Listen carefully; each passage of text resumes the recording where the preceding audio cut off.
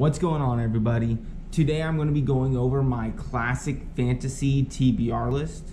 And I know there's a lot of definitions for what people consider a classic. One category of classics is just means really old. Another category of classic is just really popular, like it made a huge impact in the culture. And then another way we talk about classical fantasy is an author's prose. So Lord of the Rings has a real classic fantasy prose. The Once and Future King has a real classic prose. Tigana by Guy Gavriel Kay is supposed to have a real classical prose. So for this list, when I say classic fantasy, I have two qualifications. One is it had to have been published before 1990. So even books like Robert Jordan's Wheel of Time, which was published in the 90s, George R.R. Martin's A Song of Ice and Fire, those books are disqualified from this list. The newest book on this list was published in 1988, and the oldest book on this list actually goes all the way back to 1897. The other requirement that these books have to meet is that they had to have been some way influential, important, or popular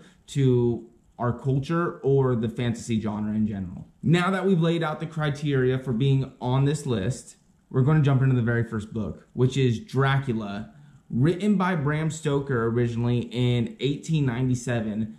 This book is supposed to be a complete masterpiece. It's not only been the inspiration for dozens or hundreds of other books, but it's been told and retold and readapted dozens of times from different book series that retell the story of Dracula, or TV shows or movies that show it from a different perspective. Dracula has been part of our culture since 1897. And I think there are a few stories that have lasted the test of time quite like Dracula has. It's also interesting because before starting like my study of fantasy, I kind of considered this as a horror or thriller genre. Really, it falls into the subgenre of horror and thriller in the fantasy genre. It will probably be the very first horror book that I get to read. So I'm really excited about it. And love it or hate it, there's another subgenre out there that this book is responsible for popularizing, and that's the vampire subgenre of fantasy. Like I said, love it or hate it,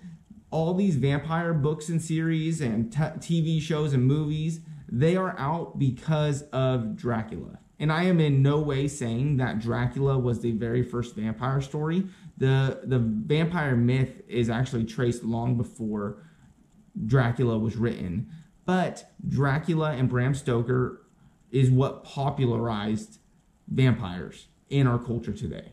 Dracula was really fresh in my mind because, funny enough, we talked about it in my first year of medical school. We learned of a class of diseases called Porphyrias, which people talk about and theorize are as the origin of the vampire myth. Variation of these diseases can cause different symptoms that are very vampiric. So when they go out in sunlight, they actually have a hypersensitivity to that light. So they would stay indoors and get really pale and burn when they go out in sunlight. During an exacerbation, they could pee a reddish urine, like a port-colored wine urine, making people believe that they had been drinking blood. And garlic can actually stimulate and cause an acute exacerbation of this disease. Also, another fun fact is that heme, which is one of the major components in blood, is an inhibitor of the pathway that gets overstimulated and causes an exacerbation of this disease. So in theory, you could either prevent an acute exacerbation from happening or even abort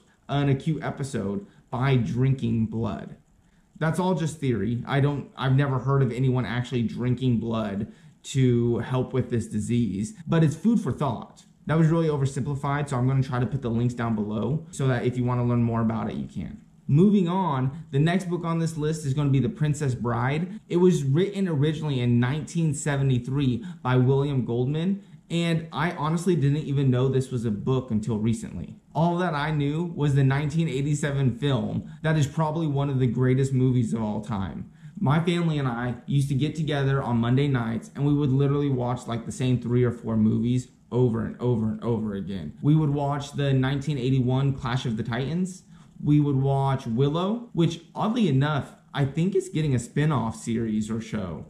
And then, of course, The Princess Bride. So when I found out that The Princess Bride was not only a book, but it was considered to be one of the greatest fantasy novels of all time, it immediately went on my list. And it got higher and higher on my list as I read more about it. It's supposed to have a really unique method of storytelling, and it's supposed to be a great combination of humor, action, romance. It's supposed to be everything you can want in a book. So for all those reasons and kind of like the nostalgia of it, The Princess Bride is going to be on my classic fantasy TBR list. So this next series is not only supposed to be one of the greatest fantasy classics, but it is the foundation for the subgenre of sword and sorcery.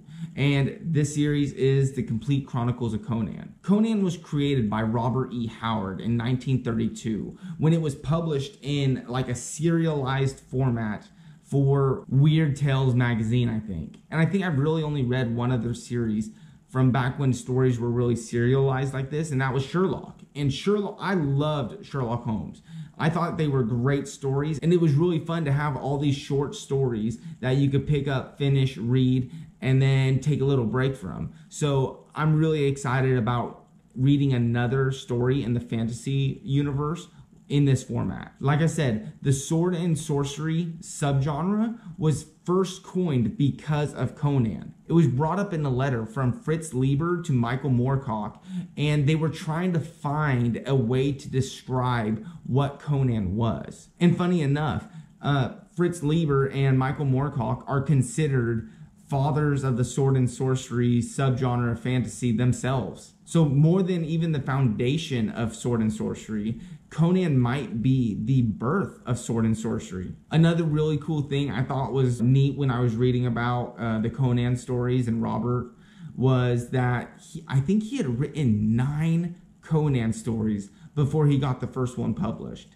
And you hear this a lot from authors. They just have to go through this constant rejection process before they finally get their story published. And then they become like some of the greatest writers of all time. It's wild. So I'm really excited for Conan. Even though it was published back in 1932, it's supposed to still be just fantastic. People are supposed to be able to still pick it up and just get lost in this masterpiece. The next book is The Last Unicorn, written by Peter Beagle in 1968. This book has sold like over 5 million copies worldwide. And if you go on all those top bestsellers of fantasy, most popular or influential fantasy books of all time, this book is consistently on it. I also love the fact that it's a solo novel. You see very few solo novels in the fantasy genre, and more than that, you see very few solo novels make it onto one of the most influential lists of all time. So this book making it on my list was actually a happy accident.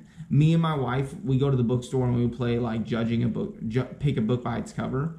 And this was the only book on the shelf that me and my wife both picked out. We were like, oh, we would both read this book based off its cover. So I picked it up and I read it. I was like, oh, this seems interesting. And I was lucky that we played that game because I don't think I would have come by this book otherwise, because the title and description doesn't really like draw me in. It doesn't fit what I usually read. It's supposed to follow a tale of the last unicorn who goes on a quest to find out what happened to all the others. It didn't really draw me in when reading it. It was only when doing research on it that I found out that it's an amazing story, possibly one of the greatest of all times, and that's why it made it on this list. All right, the last book on my classic fantasy TBR list is going to be The Books of Earthsea by Ursula K. Le Guin. And even though the series was first published in 1968, it has been probably one of the stable books of my life. Like, I have seen this book since I was a kid.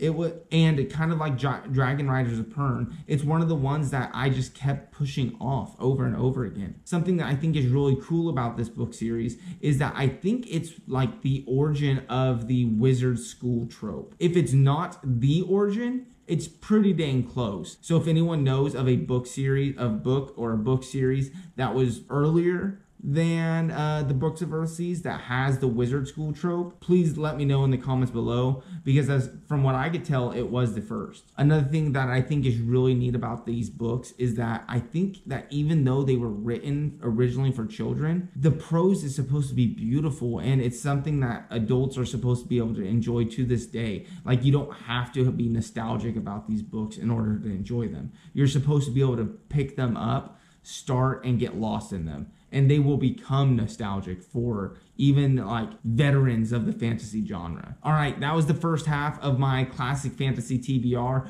The second half should be coming out shortly, so like and subscribe so that you know when that next video is going to be coming out. And until next time, I hope you're out there still reading and exploring new worlds, and I'll be back soon. Thanks.